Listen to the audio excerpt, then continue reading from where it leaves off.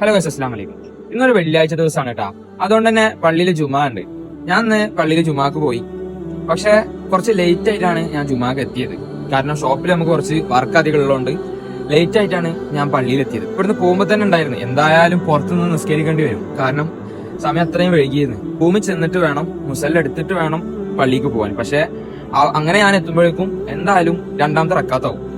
പള്ളി ചെല്ലുമ്പോ ഞാൻ ആകെ വേർത്തിക്കണം. എനിക്കാണെങ്കിൽ ആകെ ദാഹിച്ചിട്ട് അതൊരു വൈക്കഴിക്കണം. ഞാൻ അങ്ങനെ മനസ്സിലാലോചിച്ച്, പക്ഷേ ഒരു കുപ്പി വെള്ളം എവിടെന്നെങ്കിലും കിട്ടിയിരുന്നെങ്കിൽ. അവിടെ ഒരുപാട് ആളുകൾ നിസ്കരിക്കാൻ നിൽക്കുമ്പോൾ ഞാൻ അവരെ കൂടെ കയറി നിന്ന്. അപ്പൊ എന്റെ അടുത്ത് ഒരു ആഫ്രിക്കക്കാരൻ നിൽക്കുന്നുണ്ട്. മൂപ്പരെ കയ്യിലുണ്ടായിരുന്ന ഒരു കുപ്പി വെള്ളം എനിക്ക് നീട്ടി.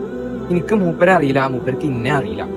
ഞാനത് കുടിച്ച് അൽഹംദുലില്ലാ എന്റെ മനസ്സും ശരീരമൊക്കെ തണുത്ത പോലായി. നിസ്കരിക്കാൻ വേണ്ടി നിൽക്കുമ്പോൾ എന്റെ കാല് പൊള്ളുന്നുണ്ട്. ഞാൻ ചെരുപ്പ് ഊരിയിട്ട് നിലത്ത് നിന്നപ്പോ കാല് പൊള്ളിയതുകൊണ്ട് ഞാൻ എന്ത് ചെയ്ത് ചെരുപ്പിന്റെ മുകളിൽ കയറി നിന്ന്. എന്നിട്ട് ഞാൻ നിസ്കരിക്കാൻ വേണ്ടി നിൽക്കുമ്പോ ഈ സുജൂദിക്ക് പോകുമ്പോ എന്തായാലും നെറ്റ് ഞാൻ നിലത്ത് തട്ടിക്കണം. അത് പതക്കണ നിലാണ്.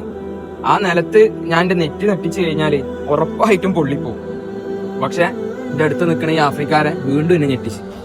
മൂപ്പരെ കയ്യിലുണ്ടായിരുന്ന മുസല്ല മൂപ്പര് സൈഡിലോട്ട് എനിക്ക് സുജൂദ് ചെയ്യാൻ പറ്റുന്ന രീതിക്കാക്കി വെച്ച് തന്നു. അൽഹംദുലില്ലാ, നമ്മളൊട്ടും പ്രതീക്ഷിക്കാത്ത കാര്യങ്ങളാണ് നമ്മുടെ ലൈഫില് പല സമയത്തും നടക്കുക. നമ്മൾ ഒരിക്കലും പ്രതീക്ഷിക്കൂല.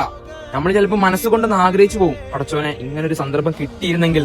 നിങ്ങളെ മനസ്സിൽ എന്താണോ നിങ്ങൾ വിചാരിക്കുന്നത്, ആഗ്രഹിക്കുന്നത്, അത് പടച്ചോനക്ക് അറിയാം.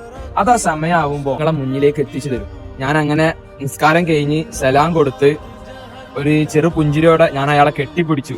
അപ്പൊ അയാളെ ദേഹവും എന്റെ ദേഹവും വേർത്തൊലിച്ചിട്ടുണ്ട്. മുസല്ല പോലും കൊണ്ടുപോവാതെ പോയ എനിക്ക് അവിടെ ചെന്നപ്പോ മുസല്ല നീട്ടിത്തരാനും ഒരു കുപ്പി വെള്ളം തരാനും നമുക്ക് ആളുകളായി. അതുകൊണ്ട് നിങ്ങൾ ഒരിക്കലും പടച്ചോനെ കൈവിടണ്ട. പടച്ചോനോട് ചോദിച്ചോളൂ. അവന്റെ പടപ്പുകളെ കൊണ്ട് തന്നെ നമുക്കുള്ള ആഗ്രഹങ്ങൾ സഫലമാക്കി തരും. ഓക്കെ.